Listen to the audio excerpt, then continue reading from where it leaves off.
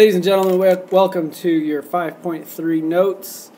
And that particular song was a request that was on my desk that I think was there for a while because it was hidden underneath the keyboard. So anyhow, found it, put it in a video. There you go, to the request holder. Today we're going to work on slope-intercept form, which is one of the most useful forms of the equation of a line. So, buckle your seatbelts, folks. It's time to get to math.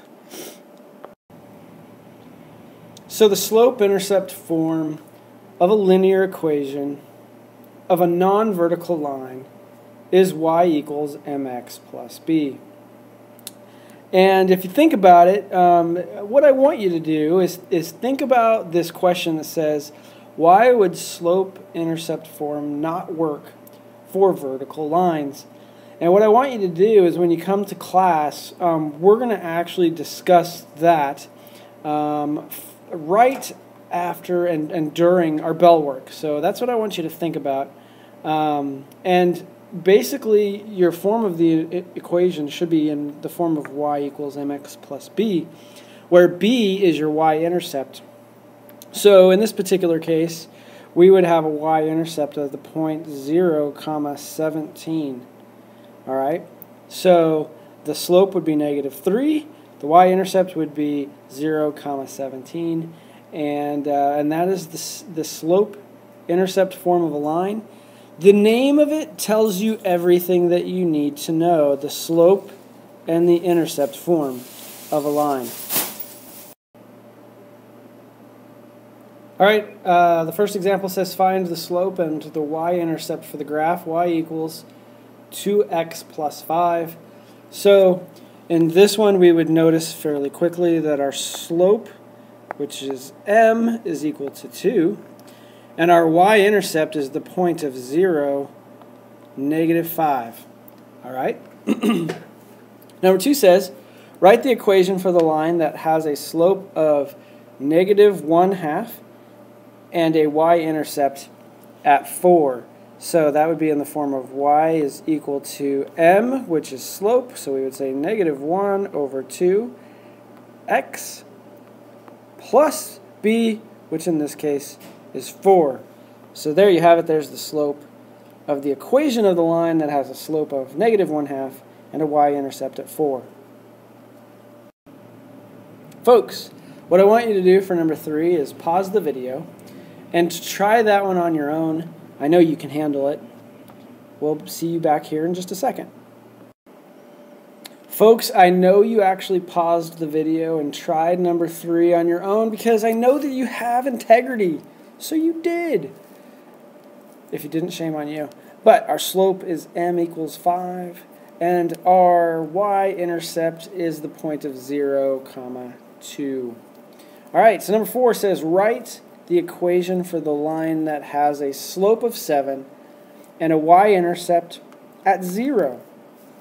So this one is really similar to direct variation because it's going through the origin, but it's very simple. It's just simply y is equal to 7x. And there is no plus 0 there because we don't really write that in algebra, so it's just y equals 7x. Okay, number 5 says find the equation in slope-intercept form of the graphed line. It is possible to find equations of a line by simply looking at the graph and finding the key info. So in this particular case, the key info is going to be the y-intercept, which I just look at this line and it's passing through the y-axis right there, and that looks to be like -2. All right, so this point right here would be the point of 0, -2. And then I'm noticing that it's going to cross at another point, which is right there, and that would be the point of 1, 1. All right, or I could count how many, I could count the change in y over change in x in that case. So my change in y would be 1, 2, 3. All right, and that's a positive 3, and my change in x would be 1. All right, so typically in algebra we just write 3 there. And so the standard form, or not the standard form, but the slope-intercept form of the equation of a line would be y is equal to mx plus b. So we've got our m, that's our slope, that's 3x, plus b. Well, in this case, our y-intercept is negative, so we would say minus 2.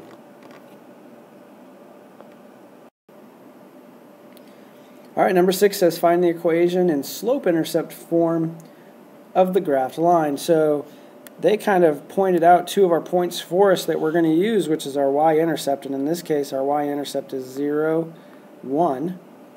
All right, and then the other point that they have for us to use is this point right here, and it looks like that is 1, 2, 3.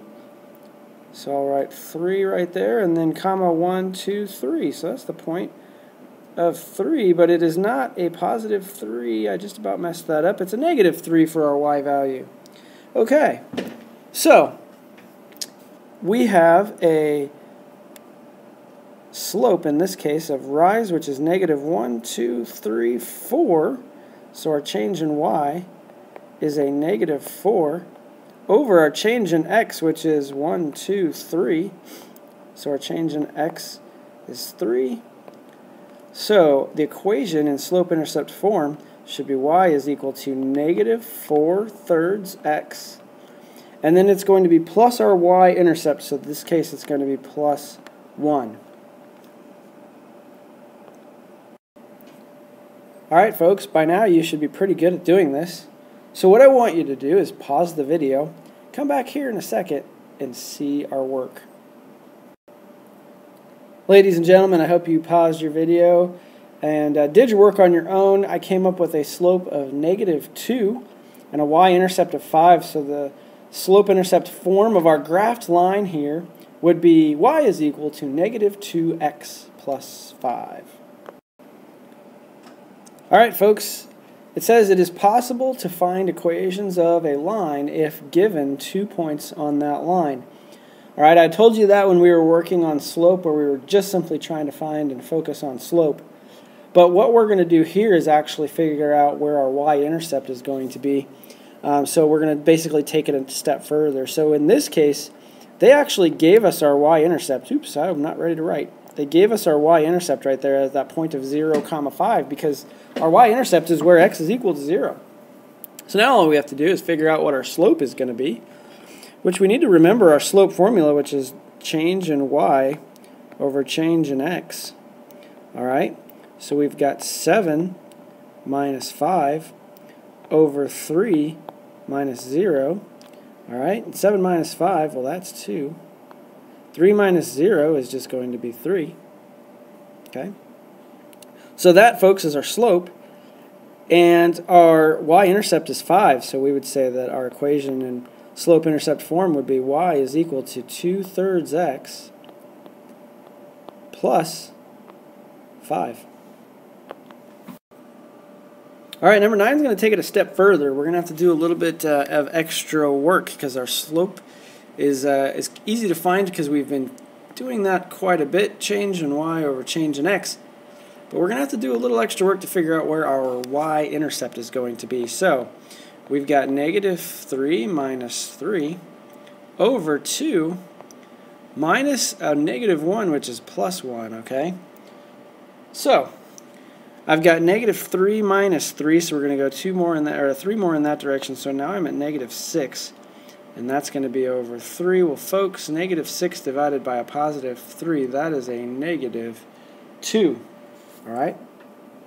Now all we need to do is we've got our m value, and we have a couple of points here that we can actually use to figure out what our y-intercept is going to be.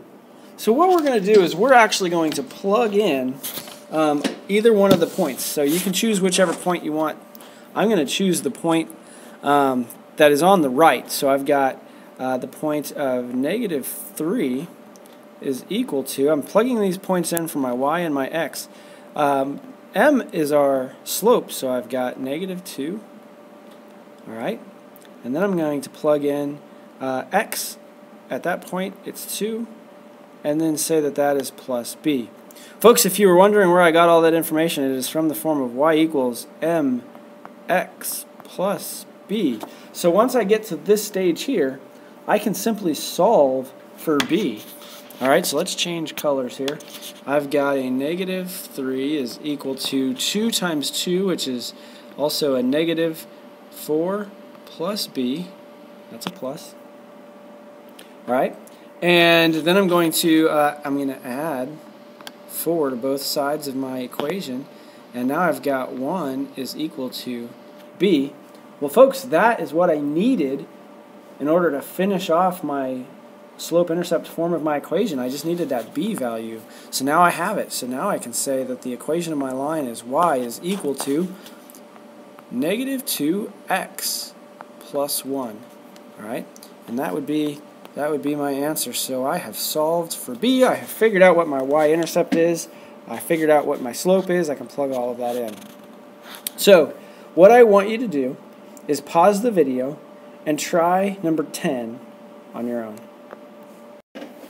Ladies and gentlemen, I went through both of them for you. I didn't know which one you might pick, which point you might pick, and really, it's a good point or good thing to bring up that you can use either point when you're determining what that b value is. You'll get the same exact answer, which is kind of an interesting thing. Alright folks, I decided to save a little time on my video and go ahead and do number 11 in black for you. You can see that I have a y-intercept of positive 2 and a negative 3/2 slope. I hit my arm on my armrest while I was drawing that line. The particular app that I use to make videos does not have that perfect line that I can use in class. So there you have it. It's as good as it's going to get. Number 12 passes through the origin, and I'm going to use blue for that one. So we pass through the origin, and I know that because I see nothing sitting here. It's plus 0 basically, right? So this isn't here. When that's not there, I pass through the origin. And I've got a slope of positive 5. So 1, 2, 3, 4, 5, and 1. 1, 2, 3, 4, 5, and 1. And then I'm going to go down 5 and over to the left one. 1, 2, 3, 4, 5, and 1. 1, 2, 3, 4, 5, and 1. So my slope in this case is 5, and my line will look like that. Obviously, it doesn't look as good if I could draw a straight line, but there you have it. Alright folks, what I want you to do for number 13 is pause the video. You are capable of doing this. I believe in you. So here we go, pause the video. Try number 13 on your own. Do it! Hit pause! I actually want you to pause the video right now. Pause your video. Folks, you can see the line that I have drawn for number 13. It has a y-intercept of negative 4 and a slope of 1/2. For every change in y, I have a run of 2. There you go.